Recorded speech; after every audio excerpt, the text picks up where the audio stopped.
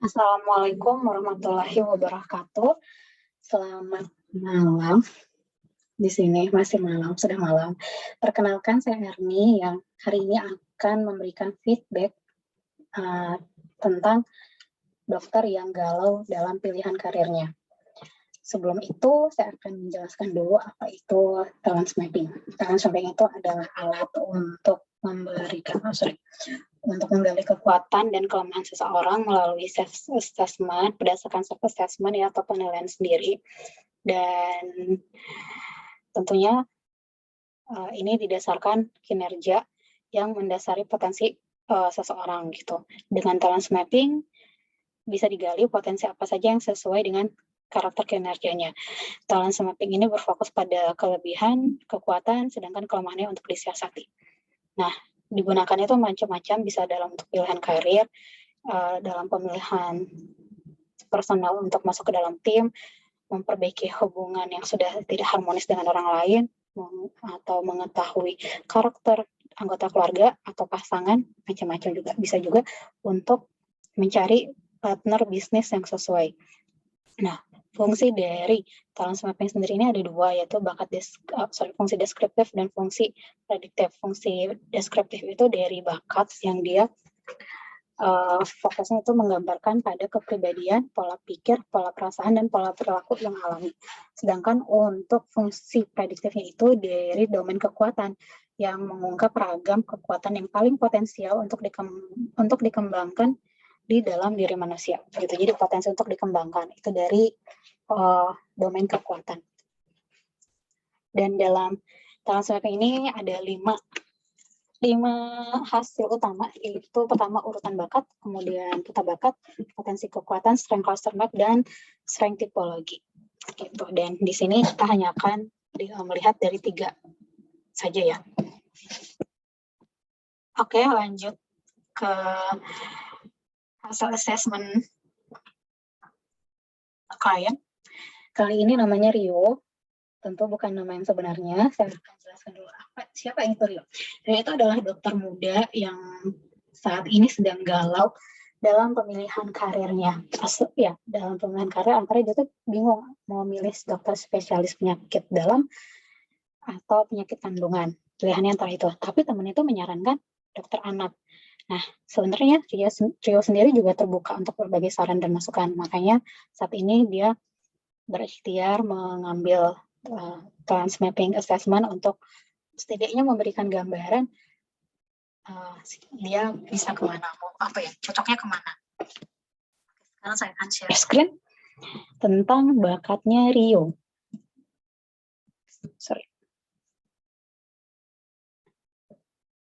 Share screen.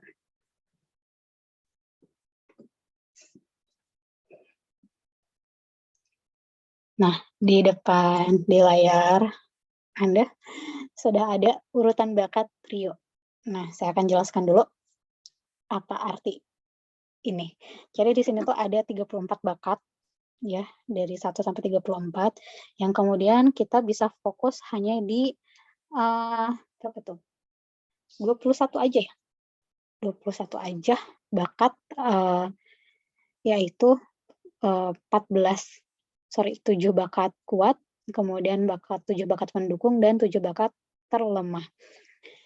Di sini di urutan bakat Dr. Rio kita bisa lihat ada relator, harmoni, connectedness, empathy, maximizer, achiever, responsibility, encoder, adaptability, learner, input, activator, developer, dan competition. Ya, kita fokus di kekuatannya dulu. Kalau dari sini sih saya melihatnya gambarannya Rio ini adalah dokter yang ramah, karena dia tuh ada relator, senang menjalin hubungan yang mendalam dengan pasiennya, dan harmoni, artinya dia memang ya dia dia nggak mau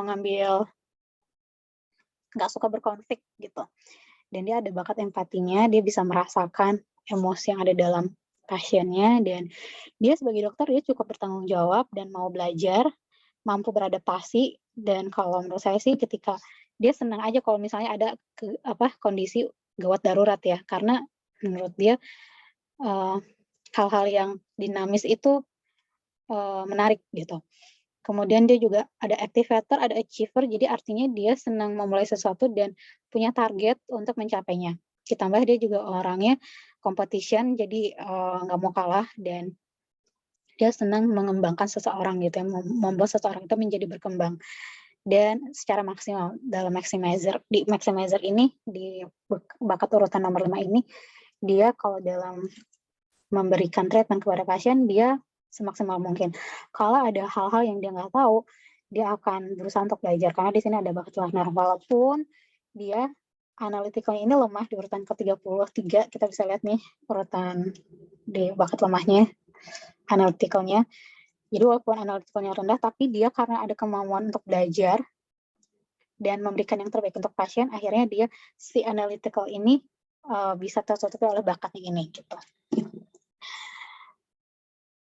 Oke, itu tentang urutan bakat Dr. Rio.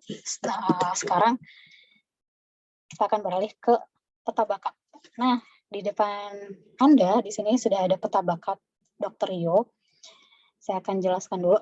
Jadi 34 bakat tadi itu jika dikelompokkan itu bisa jadi bisa dibagi jadi 4 kelompok. 4 kelompok. Dibagi ke kelompok thinking, influencing, striving, dan relating. Nah, si bundaran ini yang merah, kuning, hitam, putih, abu-abu ini menunjukkan seberapa yakin, seberapa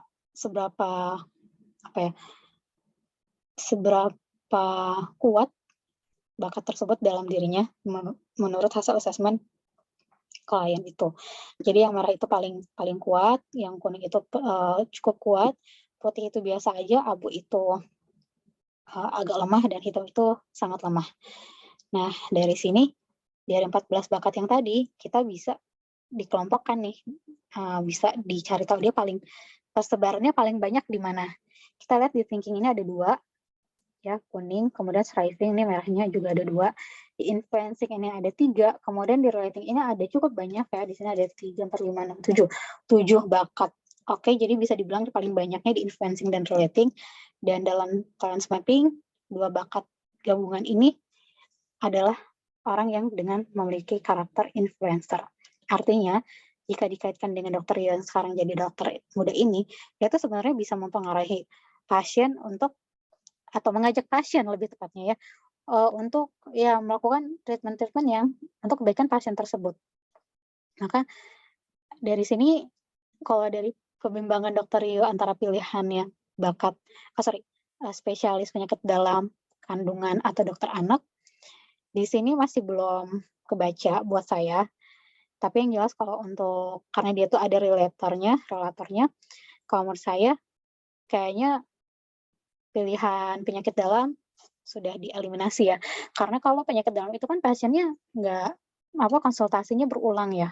Sedangkan kalau untuk di dokter kandungan dan dokter anak itu bisa berulang.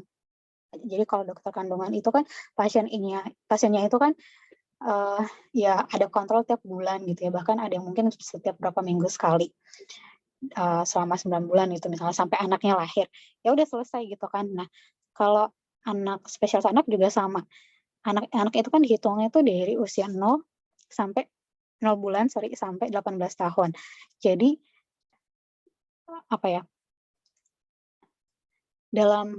ada nih teman saya, dia tuh walaupun usianya, dia tuh SMA, waktu pas kami masih SMA gitu, SMP atau SMA, dia itu masih kontrol ke dokter anak waktu waktu dia dilahirkan itu tuh dokternya sama beliau gitu, dan sampai dia remaja itu dia masih sama beliau juga. Dan karena dokternya menyenangkan dan memang ya dokternya juga seneng gitu kan, ya maksudnya kinerjanya bagus gitu ke pasiennya dan bisa engage dengan baik mungkin ya. Jadinya nggak berpaling ke lain dokter gitu. Jadi itu kan dibutuhkan komunikasi atau skill untuk bisa membangun kepercayaan hubungan dengan pasien itu sampai belasan tahun loh gitu. Oke, setidaknya itu opini saya sampai saat ini antara dokter kandungan atau dokter anak. Nah, sekarang lanjut ke strength cluster map.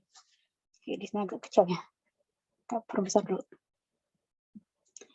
Nah, di sini saya jelaskan dulu cara bacanya. Jadi yang kotak-kotak paling luar itu, yang kecil itu ada warna merah, kuning, hitam, abu-abu, putih itu sama kayak yang tadi ya di peta bakat tadi. Merah untuk yang kuat, kuning itu untuk yang pendukung, dan seterusnya. Nah, di sini, oh ya, PSP, di sini kan ada tulisan nih, di sini nggak jelas ya, kecil tuh, tapi saya jelasin dulu. Di kotak-kotak yang paling yang dalam, itu adalah PSP, yang artinya itu bakat, sedangkan kotak sebelahnya, itu PSS, artinya itu statementnya dia. Kalau PSP-nya rendah, kalau PSP-nya tinggi, sedangkan PSS-nya rendah, bisa jadi dia bakatnya belum tergali. Atau kalau misalnya, bisa juga bakatnya itu, apa ya, dia punya pengalaman buruk terhadap bakat tersebut. Nah, kalau misalnya PSS-nya itu tinggi, kuat, merah atau kuning, sedangkan PSP-nya itu biasa aja atau malah lemah, bisa jadi klien ini punya pengalaman yang baik tentang suatu kegiatan, tapi ya dia nggak ada bakat di situ, tapi ya dia senang aja melakukannya, kayak gitu. Oke, dan sebenarnya untuk yang sebaiknya sih kalau untuk dalam profesi itu sebaiknya memang ambil yang matching ya antara PSP sama PSS-nya itu merah kuning gitu sejalan. Kalau misalnya PSS-nya itu kuning tapi sedangkan PSP-nya itu biasa aja atau malah lemah ya kalau misalnya mau digeluti di bidang itu ya boleh walaupun tetap aja ada satu titik dia nggak bisa maksimal gitu karena emang nggak ada bakatnya gitu. Oke, kita lihat di sini tentang Dokter Rio ya. Karena dia profesinya sebagai dokter, kita coba cek ke yang bagian S, bundaran S itu artinya servicing, karena dokter itu kan artinya melayani ya, melayani pasien. Dan kita lihat di sini bagus semua ya, nggak ada yang hitam, nggak ada yang abu-abu, cuma ada putih satu di PSS volunteering. Itu pun harusnya bisa dikonfirmasi ke pasiennya, ke kliennya, Dokter Rio. Tapi pada dasarnya dia untuk jadi dokter, dia senang melayani, ini udah bagus, artinya dia menjadi dokter pun bukan dalam kondisi yang terpaksa, tapi yang memang senang dari hati. Kemudian kita lihat ke bundaran N. N ini artinya networking atau hubungannya sesama. Kalau servicing itu kan kayak yang ke bawah ya, hubungan interpersonalnya. Sedangkan N ini, networking ini, hubungan interpersonalnya tuh ke sesama. Nah, bisa dilihat ini tetap nggak ada yang abu-abu atau hitam, tapi ada yang putih dan merah kuningnya juga banyak. Nah, fokusnya saya yang merah kuningnya di PSP dan PSS ya. Di sini yang merah kuning, yang sejalan antara PSP dengan PSS-nya itu ada communicating, relating, guiding, motivating. Oke, di situ artinya ya benar ya sejalan sama yang tadi yang di peta bakat dia kan memang senang berhubungan sama orang dari yang agak dalam gitu. Ditambah dia juga mampu memotivasi pasiennya gitu kan. Oke. Untuk yang merah putih, kuning putih saya nggak akan jelasin karena memang kita fokusnya ke yang sejalan aja. Nah, dari sini sampai saat ini saya masih belum bisa menentukan kira-kira dia cocoknya cocoknya ke dokter kandungan apakah dokter anak.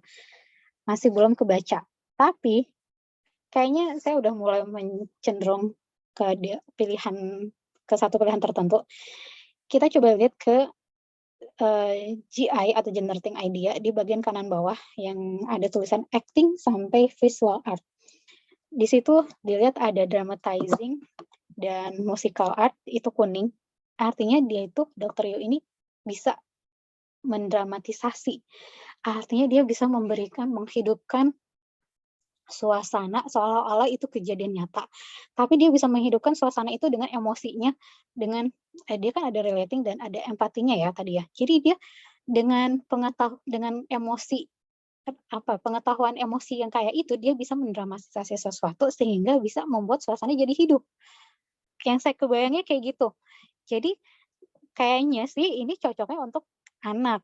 Karena anak-anak kan tricky ya dalam, mendiagnosa penyakit anak, menghadapi anak-anak sendiri juga udah tricky gitu dengan, kedewasaannya yang belum matang, dengan komunikasi yang belum lancar, eee, emosinya yang belum masih labil gitu ya. Jadi dia bisa menggunakan bakat dramatizing-nya itu untuk membujuk anak-anak mau di-treatment, kayak gitu. Apalagi di sini dia ada musical art, mungkin sih kalau yang dalam pikiran saya Dokter Rio ini di ruang prakteknya itu ada alat musik gitu ya, mungkin gitar kah, sehingga kalau misalnya ada anaknya yang rewel ada pasiennya yang rewel, dia tuh bisa main musik dulu kayak gitu, nyanyi-nyanyi kayak gitu ya. Bukan nyanyi-nyanyi sih, ini singingnya putih, tapi ya itu, main alat musik gitu. Jadi membuat suasana itu jadi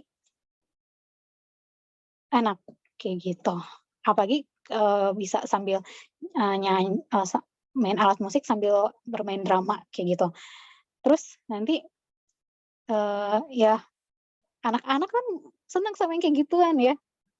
Jadi, mungkin ini cocoknya untuk anak TK kali ya. Itu, eee, jadi kalau dari sini sih kepikirannya Dokter Rio ini cocok untuk, spesialis dokter anak. Walaupun harus ditanyakan lagi, dia senang nggak ya ketika berinteraksi dengan anak-anak, kayak gitu. Pada dasarnya sih mendukung ya, dia jadi dokter juga, dia senang. Dan ya, saya share dulu.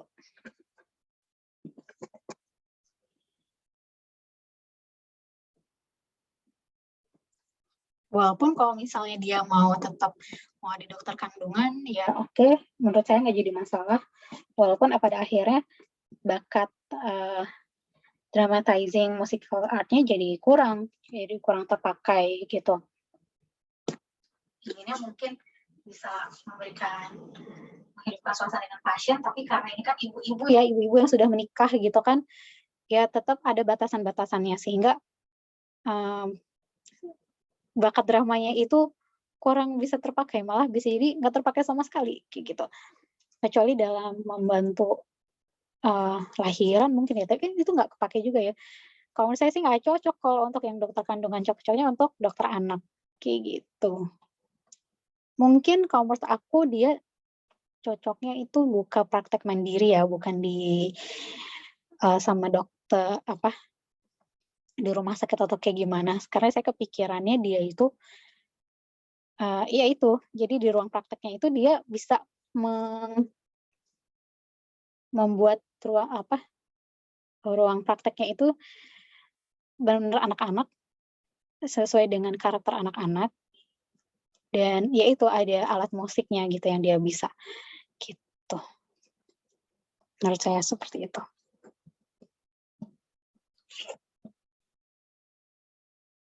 Semangat untuk Dokter Rio, pilihannya, dan itu dia, saran dari saya.